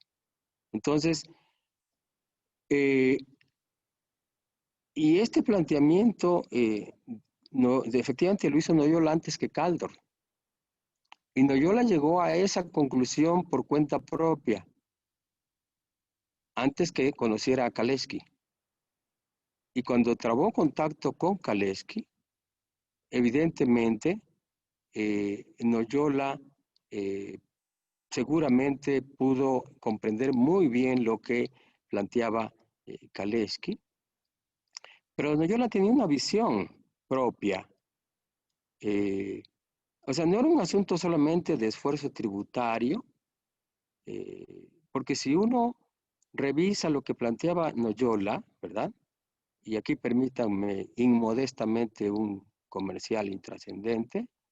La presentación que yo hice en nuestro seminario de desarrollo, ¿verdad?, mi presentación que hice, va a publicarse como capítulo en un libro del Fondo de Cultura, es un libro de Heinz Kurz sobre historia del pensamiento económico, y ahí está lo que voy a comentar ahorita ya ahí va a aparecer. Noyola, su planteamiento de esfuerzo tributario era fundamentalmente para el cambio estructural. O sea, ¿para qué queremos esfuerzo tributario mayor? La respuesta de Noyola era para el cambio estructural. Bueno, no es la visión de Kaldor, con todo y que Kaldor era, como bien a mí me ha contado Tony Thurgood, la gran autoridad en reformas tributarias en el mundo, ¿no? Por cierto, Nancy, tendrías que empezar a contratarte algunos guaruras y vas a seguir con esta línea de investigación. Dice Tony Thurgood que por donde pasaba Kaldor, como asesor de gobiernos, ayudándoles a hacer reformas tributarias progresivas para aumentar su esfuerzo tributario, detrás de Kaldor iniciaba una revuelta social. Justo por el problema de la economía política para hacer una reforma tributaria progresiva, ¿verdad?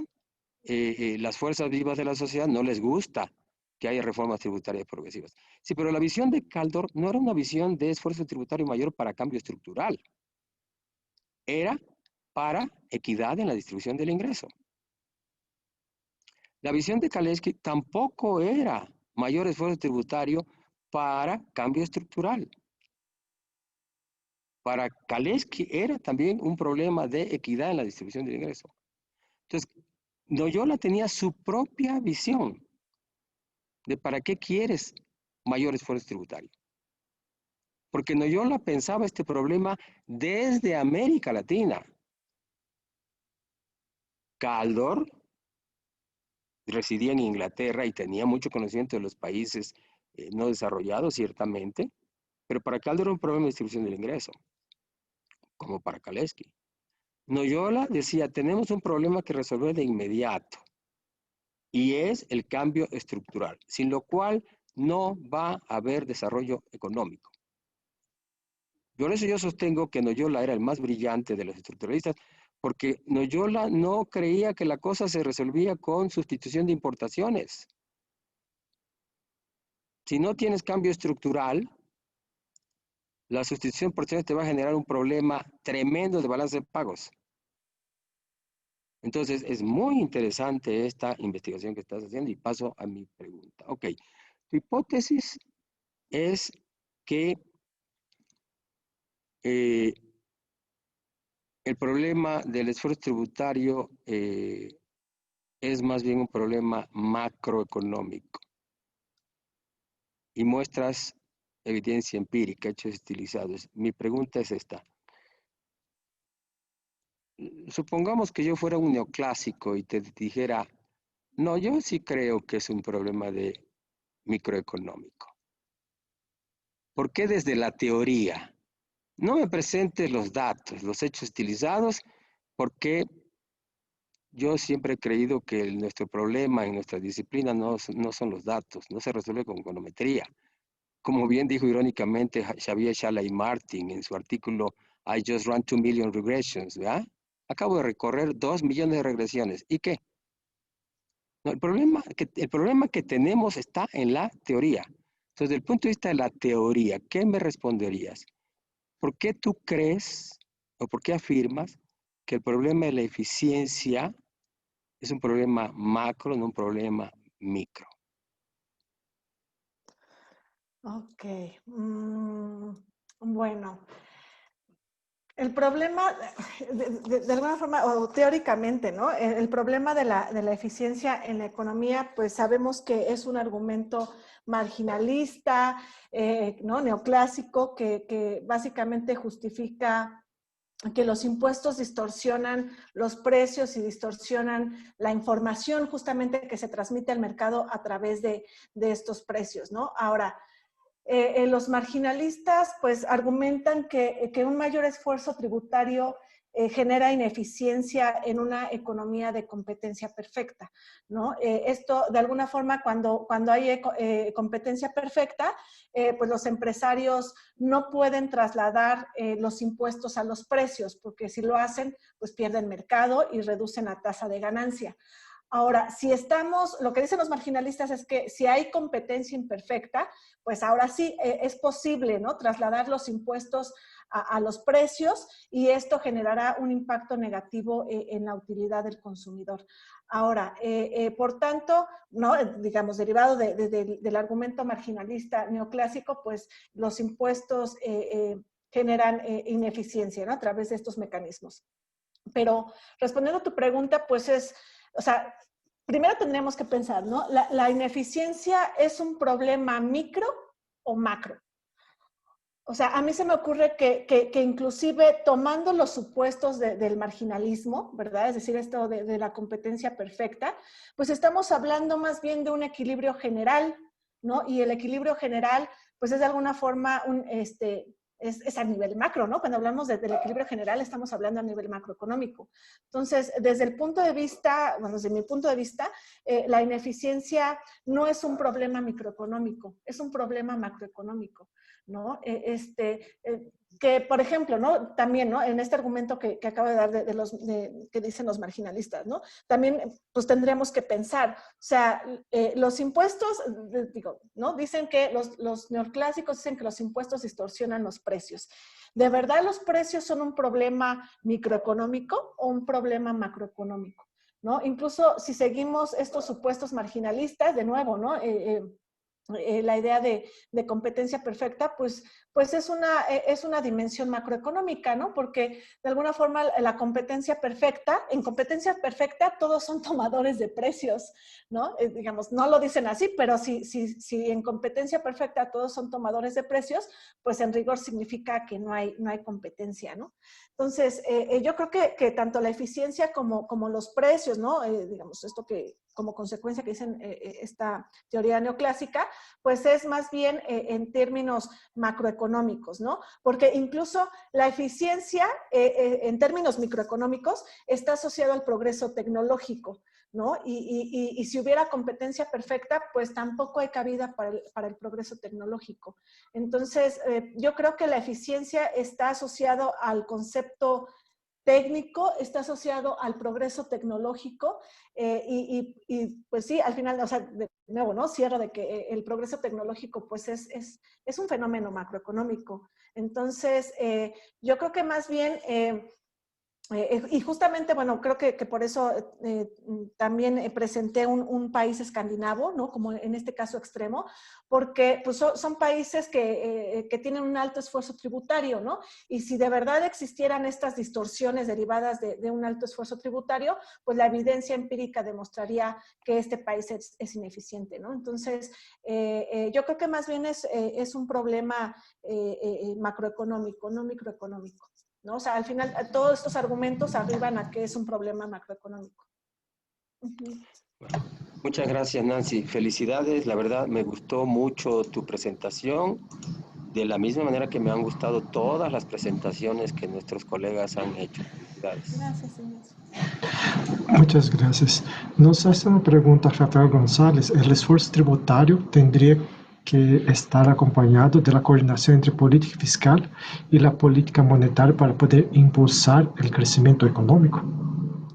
Hola, Rafa. Pues yo creo que sí debe haber una coordinación entre política fiscal y monetaria, justo por el problema de la tasa de interés, ¿no? Que ya de alguna forma no puede bajar más. Entonces, esto estaría generando problemas, sobre todo en la parte de política fiscal a través de la deuda, ¿no? Como lo decía Domar. Entonces, yo creo que sí debe ser, el esfuerzo tributario debe ir acompañado de una coordinación entre políticas. Muchas gracias. Una última pregunta antes de las situaciones, los comentarios cierre. ¿Se mantiene viable el aumento del esfuerzo, de Juan Carlos Santana, se mantiene viable el aumento del esfuerzo fiscal en panorama mexicano, siendo que la Secretaría de Hacienda y Crédito Público presenta presa de la austeridad republicana en el PEF de 2021? Y el comportamiento de la variable recaudación fiscal, ¿existió cambio debido a la reforma del 2013? Sí. Bueno, primero, ¿verdad? Se mantiene viable el aumento del esfuerzo fiscal dado la austeridad republicana. Bueno, la austeridad republicana no es más que un sinónimo de la austeridad expansiva, ¿cierto? Hay que contraer el gasto, hay que contraer la deuda. Entonces, no es posible, ¿verdad? Yo creo que digamos, ahí debería haber un equilibrio, pero obviamente si están aplicando la austeridad expansiva, por definición esto no es posible integrar una reforma tributaria progresiva, ¿no? Yo creo que en ese sentido están peleadas, ¿no? Estas dos condiciones. Entonces, bueno, la austeridad expansiva es sinónimo de eso y, bueno, ya vimos cuáles son las consecuencias, ¿no? Es algo, más bien, la austeridad republicana o la austeridad expansiva significa reformas tributarias regresivas, ¿no? Más que progresivas. Entonces, creo que ahí son polos opuestos. Y luego, en el comportamiento, la variable recaudación fiscal, ¿existió un cambio debido a la reforma? Sí, de hecho, bueno, en la presentación, el esfuerzo tributario comienza a crecer en 2013. Digamos, viene, digamos, creciendo, pero ahí es donde se ve como un punto de inflexión en el 2013. Entonces, yo creo que sí, aunque acuérdate que este cambio, la reforma, no es que haya incrementado la tasa impositiva, ¿no? Sino que puede ser, dado que es una variable agregada, puede ser que, o sea, en esta recaudación fiscal se esté recaudando de otras cosas, ¿no? No solamente la tasa impositiva a la caldo, ¿no? O esto que implica las ganancias y a los consumidores. Muchas gracias, Juan Carlos. Está levantando la mano. Sí. Perdón, a lo mejor redacté un poco mal mi pregunta.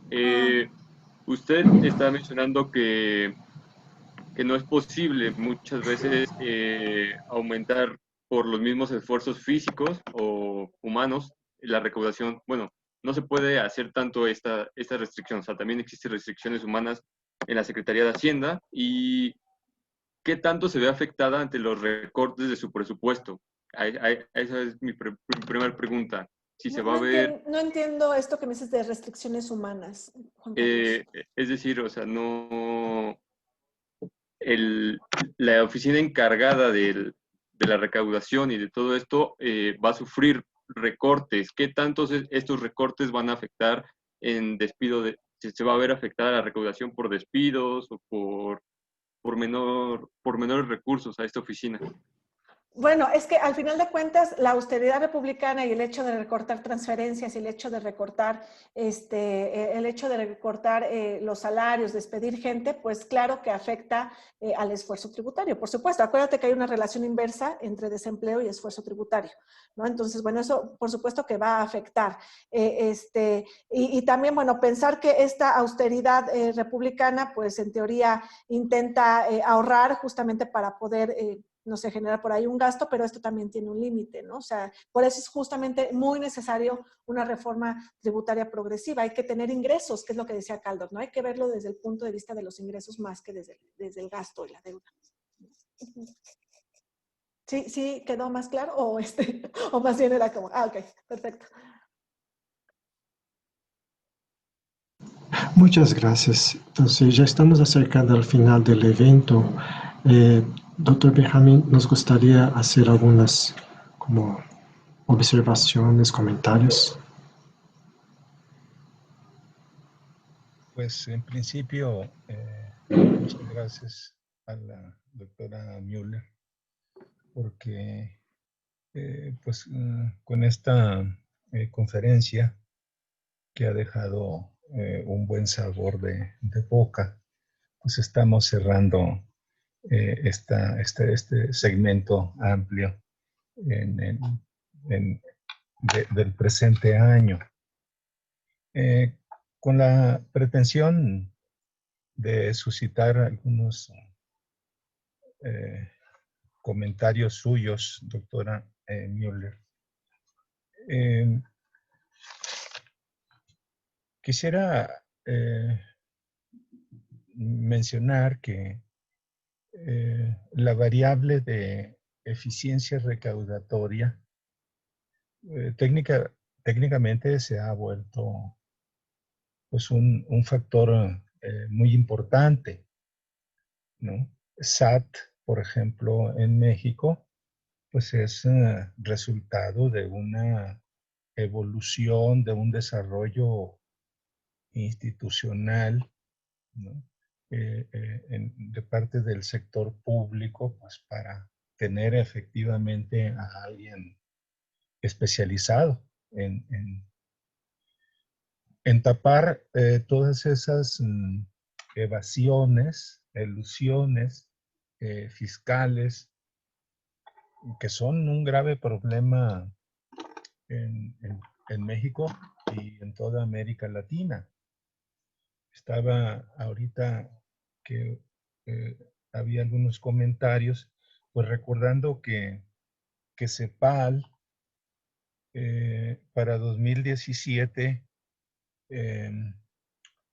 consideró, ¿no? Su estimación es que hubo una evasión fiscal de 6.3% del Producto Interno Bruto de la región, ¿no? de América Latina y del Caribe.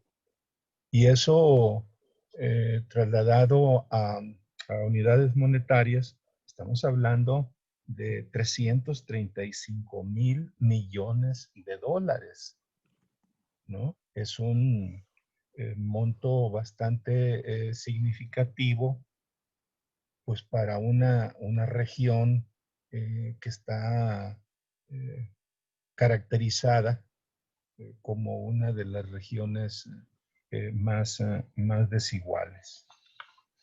Entonces, desde mi punto de vista, pudiera haber allí un elemento de bidireccionalidad, ¿no?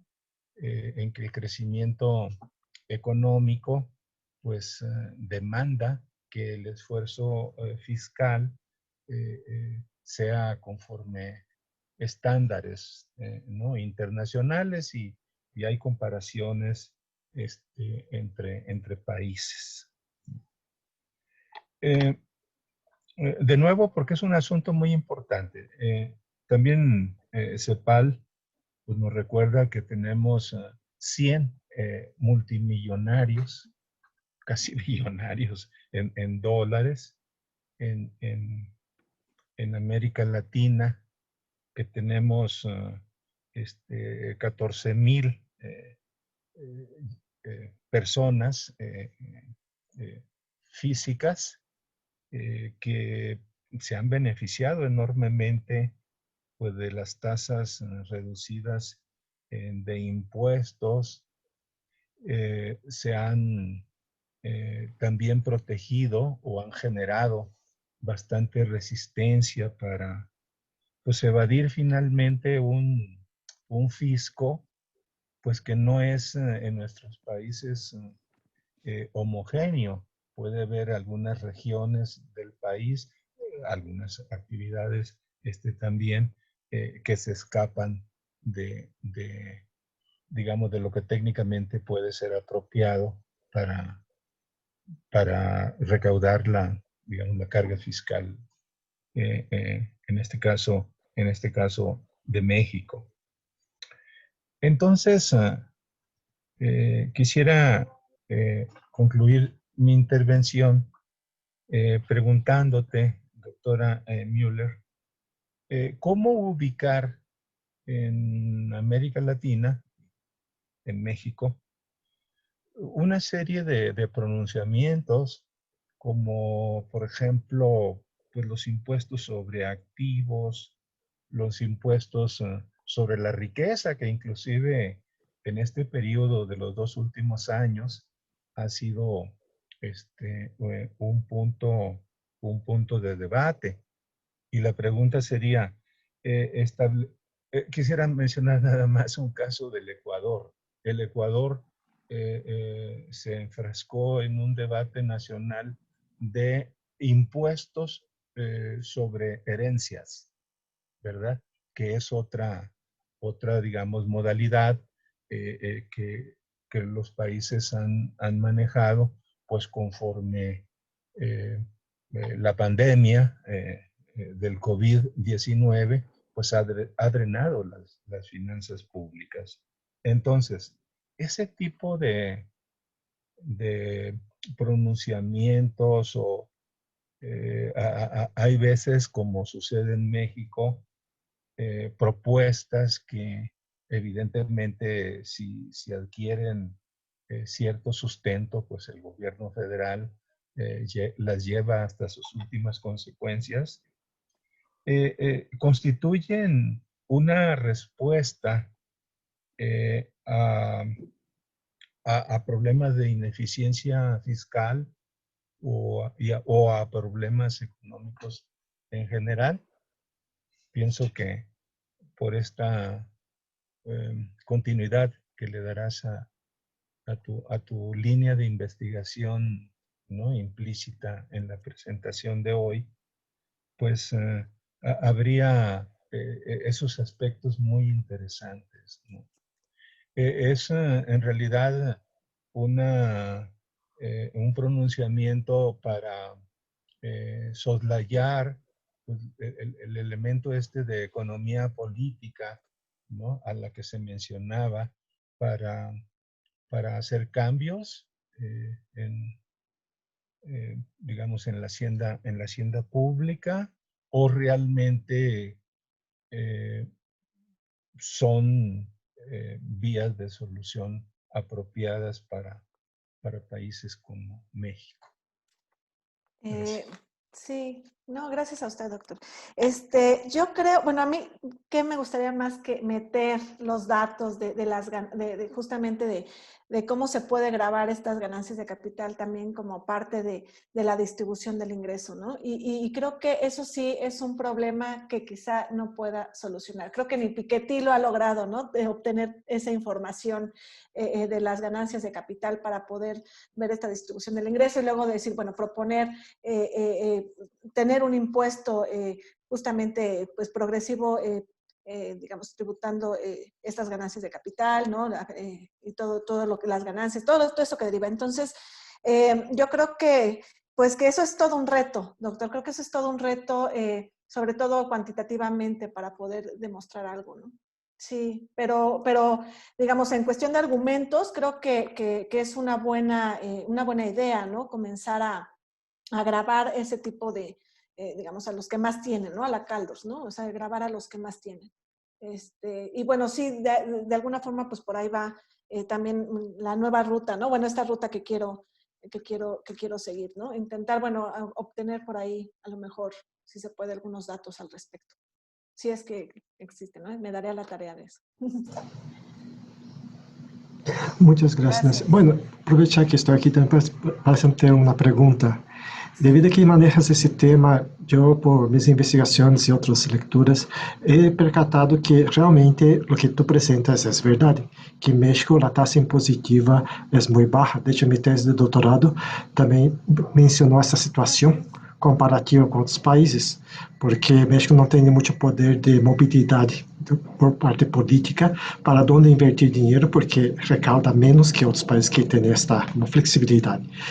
Que tão rico ou que tão amplo é a quantidade de estudos similares que demonstram essa situação de que a taxa de imposto, a taxa impositiva está baixa e isto está afetando a economia destes países, porque esta investigação está muito interessante e é muito aplicável do ponto de vista de demonstração da realidade do que está ocorrendo e dos impactos que provoca. Então, minha curiosidade é esta, porque eu investiguei isso há 3 anos atrás, então, 3, 4 anos atrás. Então, ahorita, como tu estás metida nisto e de hecho estás fazendo excelente, muito impressionante trabalho, essa é a minha pergunta. ¿Cómo está esta situación de las investigaciones de ese aspecto? Pues fíjate que yo también me basé en los estudios, en las estimaciones de artículos y escritos de unos 5 años para atrás, ¿no? No he visto hasta el momento algo nuevo respecto de esta relación, ¿no? Más bien se enfocan a medir 2 cosas, o sea, el papel de la deuda en estos países, o sea, de nuevo, ¿no? Por el lado del gasto, o pues igual muchas variables, sobre todo cualitativas, que pueden estar influyendo en el esfuerzo tributario, ¿no? Más que esta idea de la distribución del ingreso y el crecimiento, se enfocan más en variables cualitativas, ¿no? Ok, muchas gracias. Entonces, hay que seguir adelante en lo que estás haciendo, porque obviamente, como dijo Perrotini, hay que tener guardados al rato, porque puede ser que empiece a perseguirte para que no demuestre lo que está empezando a encontrar. Porque yo tuve un problema, una situación similar, porque yo encontré que la educación tenía un tema ahí, y ya detuve como detalles de la investigación y puse en nivel macro los resultados para evitar esas mismas situaciones que no les gusta a las personas ver lo que está ocurriendo atrás, aunque está siempre ahí, pero no se lo discuten como abierto. Entonces son situaciones que están bastante interesantes y sí, es muy interesante. Bueno, pero siguiendo el tema de la práctica de hoy, agradeciendo su participación, vamos a cerrar el día de hoy. Comento que la siguiente, ¿cómo voy a poner aquí?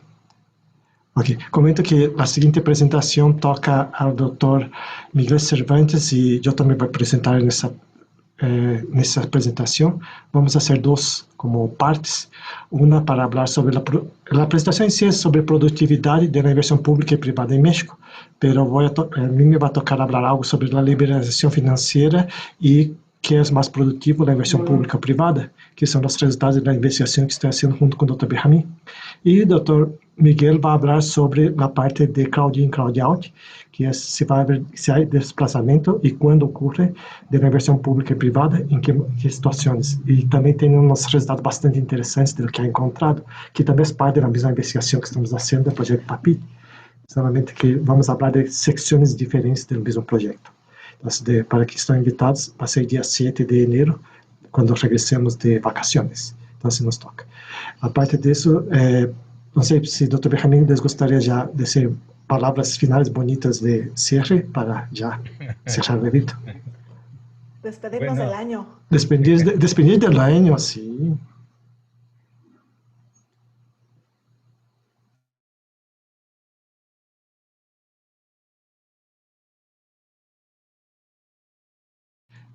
No le escuchamos, doctor Tu Benjamín. micrófono, doctor. Tu micrófono, Benjamín. Aparte de, estoy complementando la pretensión de complementar lo que dice el doctor Taniguchi. Tenemos 3 sesiones por delante. Enero 2021 va a ser muy intenso. Por lo tanto, en el Seminario de Desarrollo Económico Jaime Ross Bosch. Ya lo mencionó, cómo mancomunarán esfuerzos Miguel Cervantes y el doctor Taniguchi para el tema que también hizo referencia. Luego, la propuesta es que tengamos una sesión intermedia en la segunda semana completa del mes de enero, con la intervención del doctor Cuauhtémoc Calderón, quien de una manera general ha referido que le gustaría abordar el tema de cuál es las rupturas, la continuidad del Tratado de Libre Comercio de América del Norte y ahora el TEMEC. Y decirles que para la última sesión, que tendrá lugar el 21 de enero de 2021, el doctor Perrotini Hernández y un servidor estamos persuadiendo a un brillante economista que en su momento fue alumno de doctorado de Jaime Ross, precisamente para tener, digamos, un cierre apoteósico, un cierre con alguien que conoció en muchos otros planos, aparte del académico, al doctor Jaime Ross. Con ello, pues cerraríamos esta primera edición que nosotros consideramos debería de estar muy sustentada en economistas, en analistas económicos nacionales, pero les anticipamos que viene una primera edición del seminario del campo de desarrollo económico con la participación de economistas de talla internacional, tanto de América Latina como algunos otros macroeconomistas del desarrollo que están trabajando, por ejemplo, en Instituto Levy, en los Estados Unidos, en Notre Dame, Kansas University, Missouri. Entonces, lo que esperamos es, antes inclusive de despedirnos de esta primera edición nacional, llamémosla, del seminario, poder tenerles un flujo ya de las intervenciones de un perfil, digamos, internacional, en la que pues podamos igualmente tener reanimado el tema de desarrollo económico. Ese es nuestro propósito, confeso, en el campo de desarrollo económico que temporalmente está bajo mi coordinación. De que en la Facultad de Economía, en la UNAM, podamos consolidar a la economía del crecimiento y al desarrollo económico en un eje ordenador de muchas de las actividades de docencia y de investigación que se lleva a cabo. Otras instituciones, como ustedes saben, se proponen otro tipo de temáticas, muchas veces instrumentales, muchas veces interesadas más en investigar instrumentos o calibrar instrumentos para el equilibrio de mercados, ¿no? Específicos, ¿no? Estabilización de precios macroeconómicos, pero pues nosotros consideramos que la UNAM, por su personalidad institucional, jurídica, por todos estos afluentes que han enriquecido un pensamiento económico que es muy probable que todavía falte tiempo para descollar, para madurar, pero que ya podemos ir en el sentido correcto. Apenas esta misma semana el doctor Perrotini Hernández y yo hacíamos una valoración, por ejemplo, del libro de Teoría del Desarrollo de Jaime Ross, ¿no? Con el cual perfectamente se puede dar un curso, ¿no? En estas disciplinas, ¿verdad? Y cómo el libro, pues, cuando uno lo lee, lo revisita, uno puede detectar que hay muchos elementos, ¿no? Aristas que pueden desarrollarse. Y me parece que esa es una herencia de Jaime Ross y que a todos nosotros, ¿no? También nuestras compañeras economistas que nos acompañan, nos corresponde. El libro es metodológicamente un eje ordenador, ¿no? Axialmente nos puede llevar como Universidad Nacional Autónoma de México a que este tema que pues ya prácticamente, ¿no? Se va a poner en boga, va a adquirir un mayor interés a partir de los efectos o del recuento, ¿no? De los efectos que ha tenido la pandemia del COVID-19 en la región y particularmente en México. Así que, pues hay muchas expectativas de trabajo, ¿no? Hay todos estos planteamientos que queremos estarlos, digamos, ventilando, animando a través de los seminarios. Los seminarios, particularmente el de Fisonomía Nacional, va a estar como sucedió elocuentemente el día de hoy, que sean resultados de investigación frescos, en proceso, ¿no? Y que puedan hacer converger también a nuestros alumnos, alumnas de posgrado. Así que muchas gracias y les deseamos resistir, mantenernos en lo que resta todavía de este año y probablemente en el primer mes 2021 protegiéndonos nosotros mismos, a nuestras propias familias, y que podamos regresar en cabal salud y con el mismo optimismo de siempre. Me parece que eso sería pues una buena experiencia, una buena expectativa para el próximo año. Muy bien. Bueno, pues un aplauso, ¿no? Aplauso.